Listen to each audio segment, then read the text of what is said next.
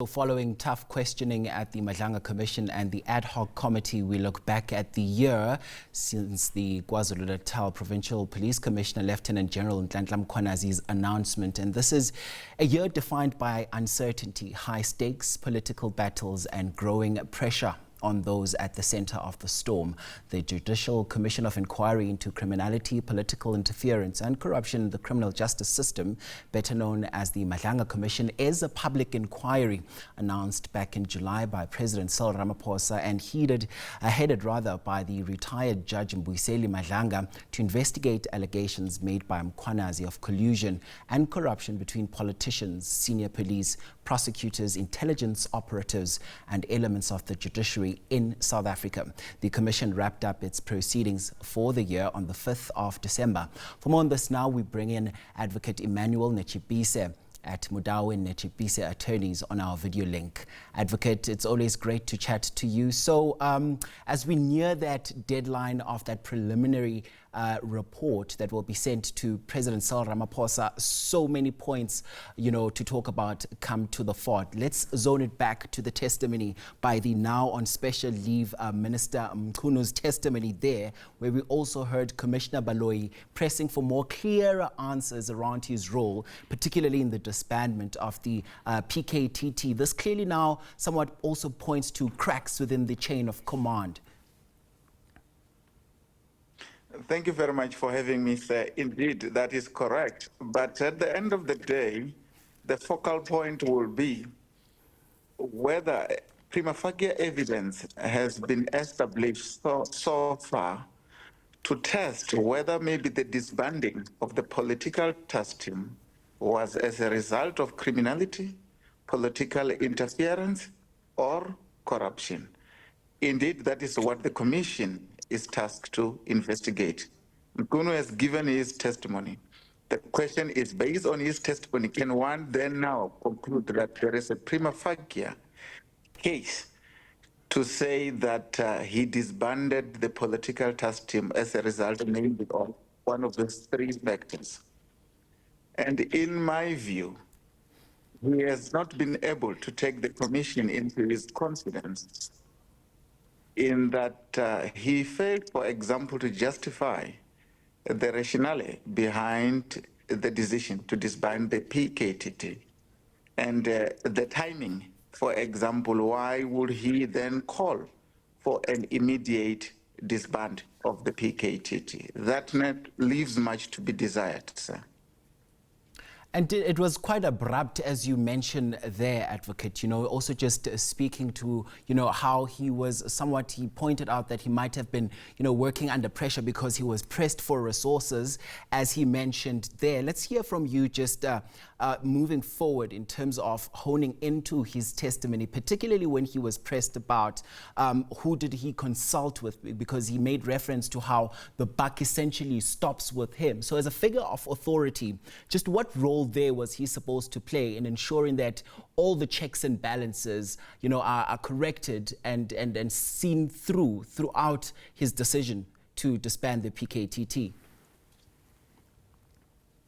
I agree that he is the final decision maker as the head of the department. However, there are other role players which plays a very pivotal role in decision making within the SABs, which he ought to have consulted. In this case, he's on record saying that he consulted his legal advisor, Mr. Piccoli. But the question now, therefore, is within the structures now of SABs, was he correct in consulting only Mr. Piccoli and then takes a final decision, or there were other structures which were supposed to be consulted? That is what the Commission, after having heard all the evidence, will have to make a determination to say that perhaps he rushed because he was doing that decision as a result of political influence or criminality or corruption. But having heard all other evidences, that question will be answered, sir. And advocate, as we see this picture become clearer and clearer in the form of testimony, ultimately the commission is itself that would make its findings in that preliminary report, which it will ultimately send to President Ramaphosa. Clearly there is now a need for the commission itself to send a strong message that, you know, criminality, as all of this, as we're seeing play out right now, is something that will not be tolerated. Correct. There is a need, and I have no doubt that based on the evidence tendered so far, there are prima facie, revelation that there has been some criminality into the criminal justice system, which requires further investigations by perhaps the SABs. By way of an example, I will refer to what Mkhwanazi testified about, that he did receive payment in a form of cash from Nhlanhla, and that he considered that the protection unit of Nhlanhla would at some point in time protect the city of Ekurhuleni officials. That in itself gives rise to a conclusion that indeed there is a prima facie element of criminality between business people and members of the justice system. That, when considered, indeed will result in this commission sending a strong message and a clear message that requires further investigation and action being taken. Sure, and Advocate, much has been said about some of the proceedings of the week. We also heard from the suspended EMPD chief, Julius Mkhwanazi. What do you make of his testimony there? On many occasions also accused of trying to dodge some questions there. Let's hear from you in terms of his delivery of his, answers, because we saw how the commissioners at some point also, somewhat lost their patience with him in terms of trying to get to the crux of some of the questions that they had posed to him. What do you make of his testimony? First of all, he comes as someone who was not willing to be honest before the commissioners. He appears to be someone who was very defensive in that for him to be honest or to reveal some of the material and critical details, the commissioners had to probe deep. There had been a back and forth between him and the commissioners for him to tell the truth. So that means that it is someone that can be branded as a dishonest witness before the commission. However, if that is put aside and now we look into what has been discovered through his testimony, one can tell that indeed through his testimony, the commission managed to maybe establish a prima facie evidence of criminality which might be proved after further investigation, in the form that we see him now receiving cash from business people who somehow do business with the criminal justice system. So a probe is required to investigate whether such cash transaction was as a result of a gratification, maybe to perfect some criminality. And on top of that, he appears to be someone who enabled a relationship which is questionable between a private sector, security services, and city of Ekurhuleni, which is very problematic in the sense that it enables infiltration. It enables control of an organ of a state by business people. So in a sense, I would say that the evidence indeed fortify the allegations made by General Mkhwanazi. And clearly, much needs to be done, Advocate, insofar as looking at the testimony. You know, this is an institution that is supposed to be at the center of delivering services to the people, the EMPD, as well as the municipality itself. We've seen people there suffer service delivery issues within the Ekurhuleni area. So much really needs to be done, particularly around fine-tuning structures that are meant to be serving the people, because looking at the evidence evidence and what has been said at the commission thus far, there's a clear pattern that there is a ripple effect of everything that we've been hearing right now, and it's people that ultimately suffer from all of this. That is correct, because it gives rise to a conflict of interest. And where there is a conflict of interest between the business people and the organ of a state which is tasked to deliver service delivery to the people, it is the people who suffers most, because every resources which is meant to benefit the people now goes to the private sector, to the business people. Much has to be done in that internal controls now needs to be tightened for the benefit of the people. Yeah, an advocate, as we've been juggling the Madlanga Commission itself as well as the Parliamentary Ad Hoc Committee, we then also heard at the Ad Hoc Committee from the controversial businessman Mbuyiseli Madlanga. He told the Parliament's committee probing police corruption in November that he allegedly paid the former police minister Mbuyiseli 500,000 rands. Let me just pop in a quick reminder on this in the form of a clip so we can continue with our conversation. Let's roll it. I offered him the first payment, it was 300,000. So it was in January this year.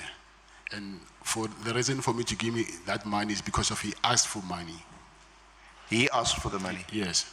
Did he mention 300,000 rand? No, he actually wanted 1 million rand. He actually wanted 1 million? Yes. And your response was, I can't give you 1 million, but I can give you 300,000. No, I didn't give him 300,000. I gave him 3, and then again I gave him 2, like I mentioned. And the day I decided to stop, I was supposed to give him 300,000 again, but that never happened. It's when I decided to stop taking his calls. So, just to summarize, he wanted 1 million. Yes. And you made 2 payments to him of 500,000. Yes. And when the balance was demanded, you stopped. Yes. So let's go to the first occasion. When did he make his demand for 1 million? Was it before he came to stay at your apartment? Was it at your apartment or in your apartment? Yes, at my apartment. And advocate, as we wind down our conversation now, much has been said around that testimony, but also as we observe these two structures, the Ad Hoc Committee as well as the Madlanga Committee, as they continue to run side by side, clearly South Africans are pointing to a greater need, and that's a need to actually see, a crackdown on corruption in the country. Let's hear from you. No, indeed. Having heard this testimony, the question still remains whether the testimony fortifies the allegations that there has been political interference and criminality and or corruption between the public sector, or rather between the business people and the justice system. Then, when you hear what Kat is saying, it gives credence to the evidence of General Mkhwanazi, in that we see a former minister receiving money or asking for money from a civilian. The question is, it is for what purpose? Because you wouldn't, under normal circumstances, just go and ask such a large sum of money from anyone. This gives rise to a prima facie conclusion that it might be as a result of political protection, which give rise to a political interference. It might be as a result of a criminality in a form of gratification for some favors. Then these must be investigated further by the members of the South African Police Service to establish whether this might not give rise to any wrongdoing punishable by our law. I do agree that in as far as the parliamentary committee is concerned, evidence given there cannot be used in a court of law to prosecute the one who made the evidence. But still, there is still a room for investigation outside what has been said in the parliamentary inquiry to determine whether a criminality exists and action being taken thereafter. Okay, Advocate, I must thank you so much for your time on the program this morning. And of course, there we were just chatting to Advocate Emmanuel Nechibise at Modao and Nechibise attorneys, joining us there to break everything down that has happened at the Parliamentary Ad Hoc Committee as well as the Madlanga Commission throughout the past couple of months or so. Thank you so much for your time on the program. Here's a quick break now. We're back with you straight after this as we continue with our pulse firmly on the morning's developing stories. Stay with us.